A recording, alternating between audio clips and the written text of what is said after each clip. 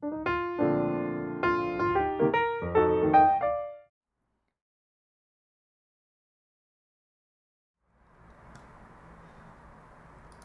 지난 시간까지 글루카곤의 분비 조절에 대해서 세 번에 나눠 가지고 살펴봤고요. 오늘은 왜 약간 기타적인 그러니까 기타 내용이죠. 우리가 인슐린을 할 때에도 왜 인슐린의 분비에 영향을 미치는 그런 요인들에 대해 가지고 여러분들과 이야기를 하면서 인슐린에 영향을 미치는 인슐린의 분비를 자극하는 어떤 여러 가지 요인들에서 뭐 다양한 요인들 중에서 기타 이렇게 이제 해서 말씀을 드렸잖아요. 거기서 살짝 언급이 되긴 했던 부분이긴 합니다. 이 소마토스타틴에 대한 내용을 오늘은 이제 말씀을 드려볼까 하거든요. 소마토스타틴은 사실 이 헬스 토픽을 하면서 앞전에서 몇 차례 언급이 되었습니다. 제가 이렇게 쭉 데이터를 살펴보니까 2021년에 신경 전달 물질을 하면서 소마토스타틴에 대해 가지고 말씀을 드렸어요. 왜 호르몬을 이야기하면서 신경 전달 물질로 이렇게 갑자기 넘어가냐 이렇게 생각을 하실 수가 있으실 거예요. 근데 이 헬스토피를 쭉 이렇게 들으셨던 분들은 이 신경 전달 물질과 호르몬이 분류는 다르지만은 이 화학적인 메신저로서 우리 몸에서 비슷한 역할을 한다라는 것 잘 알고 계실 거고, 그렇기 때문에 어떠한 물질들은 호르몬으로서 역할을 하기도 하고 신경 전달 물질로서 역할을 하기도 한다라는 것도 제가 말씀을 드려서 아실 겁니다. 그래서 그 중에 하나가 이 소마토스타틴인데요. 대표적인 억제성 작용 물질입니다. 중추신경계에서도 마찬가지고, 그 다음에 이런 호르몬 계통에서도 마찬가지고, 그래서 이 중추신경계에서는 이제 이 성장 호르몬, 뇌하수체에서 분비가 되는 성장 호르몬의 어떤 그 억제성 작용을 이제 담당하면서 여기서는 이제 GHIH라 그래서 이 성장 호르몬을 이제 억제하는 그런 호르몬으로서 이렇게 사용이 되기도 하거든요. 그래서 뭐 이게 다는 아니겠죠. 알려진 게 이 정도다라고 생각을 하시면 됩니다.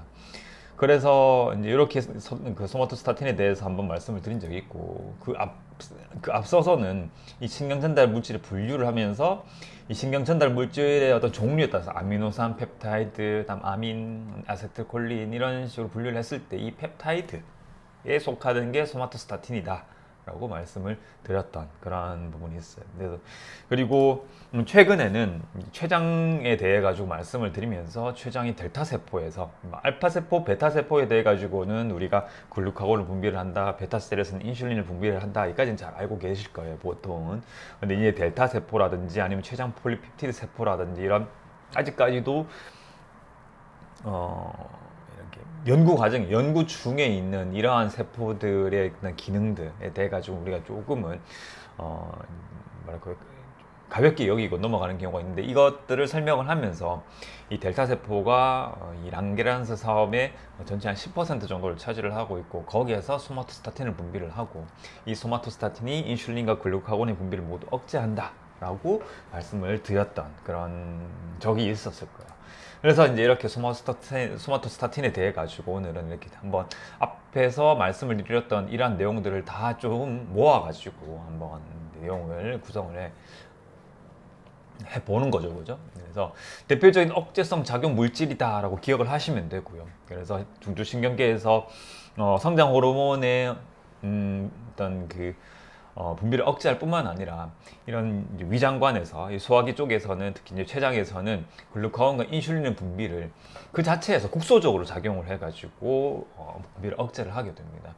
그래서 이 소마토스타틴은 이제 췌장의 랑게란삼의 델타 세포에서 분비가 되게 되고, 이게 이제 14개의 아미노산이거든요. 14개의 아미노산으로 이루어져 있는 폴리펩티드라고 하는 아미노산이 몇 개 이렇게 이루어져 있는 단백질이지만, 그 단백질 중에서 분자량이 상당히 작은 형태라고 생각하시면 돼요. 여기에서 폴리펩티드에서 이 분자량이 더 커지면 우리가 단백질이라고 얘기를 하는 거거든요. 그래서 폴리펩티드라고, 그래서 아주 작은 어떤 분자량을 가지고 있는 그런 단백질이다라고 생각을 하시면 되고, 혈액에서의 반감기가 한 3분 정도밖에 안 된다고 합니다. 상당히 빨리 이제 뭐랄까요, 이제 그 활성이 빨리 사라져 버리는 그런 어떤 생리적 활성이 상당히 빨리 줄어들겠죠. 그죠? 반감기가 3분밖에 안 되니까요. 그죠?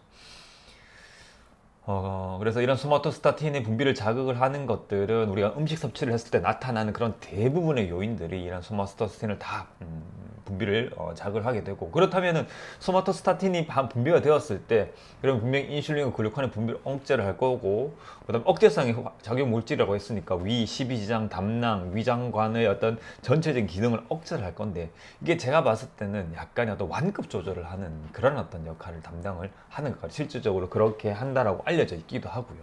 그래서 우리가 음식을 섭취를 하게 되면 영양소가 소화 흡수가 되게 되는데, 이게 계속해서 뭔가 소화 흡수가 촉진되는 형태로만 우리 몸에서 작용을 하게 되면은 빨리 흡수를 해버리고 빨리 에너지를 빨리 대사를 해버리는 그런 형태로서 우리 몸에 뭔가 비축하거나 오랜 기간 동안 그 에너지를 두고 쓸 수 있는 그런 여지가 안 만들어질 텐데, 이러한 소마토스타틴이라고 하는 이런 억제성 작용 물질이 약간의 완급 조절을 하면서 에너지의 급속한 고갈을 좀 방지하고 우리 몸에서 이런 에너지 대사를 조금 오랜 기간 동안 이렇게 유지할 수 있도록 하는데 이제 기여를 하지 않을까 이렇게 생각을 해본다는 거죠.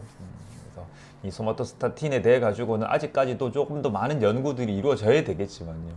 대표적인 억제성 작용 물질로 우리 몸의 생명 활동에서 항상 우리 몸이라고 하는 것은 뭐랄까요, 약간 조화로운 그런 부분이 중요한 것 같거든요.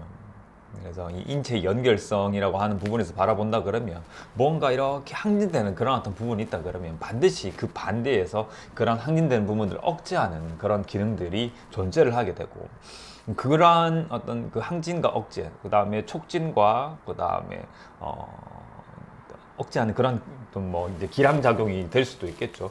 그런 형태의 어떤 생명 활동이 적절하게 잘 균형이 이루어졌을 때 우리가 전체적인 어떤 건강한 생명 활동을 유지를 하고 있다고 볼 수가 있을 것 같습니다. 그래서 항상 우리의 어떤 생명 활동을 바라볼 때는 이런 다양한 관점에서 바라보는 게 중요하고, 결국엔 밸런스 같아요. 균형.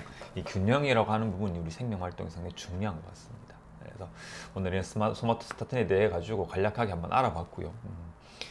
여기에 대해 가지고는 많은 연구가 조금 더 필요한 그런 상황이다라고 보시면 될 것 같습니다. 오늘 헬스 토픽은 여기까지입니다.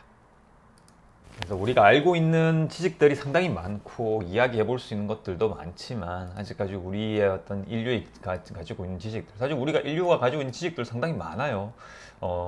네, 최근에는 이제 챗 GPT와 같은 이런 인공지능도 우리가 단순하게 뭐 어떤 우리 사실 인공지능이 우리 실생활 속에서 많이 활용이 되고 있다 하더라고요. 그런데 그것을 우리가 직접 활용하고 그 다음에 마치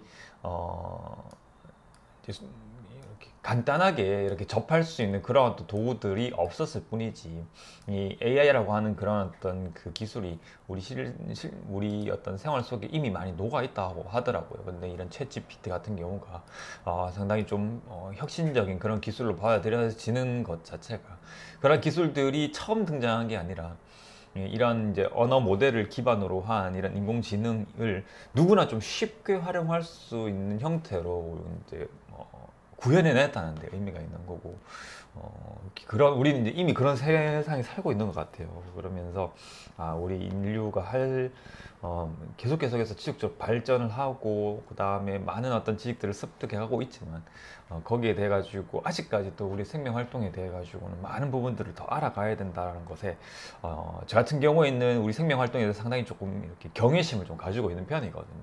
진짜 대단한 것 같아요. 그래서 여러분들은 그런 어떤 그 생명 활동을 각각 다 하나씩 다 가지고 계신 그런 상황이시니까, 여러분들의 생명력을 항상 소중하게 다루시고 그 다음에 아끼시고, 그 다음에 여러분들이 가지고 계신 그런 생명력과 그 다음 회복력을 믿으시고, 이렇게 하시면서 계속해서 건강한 자유를 향한 여정을 이어가셨으면 좋겠습니다.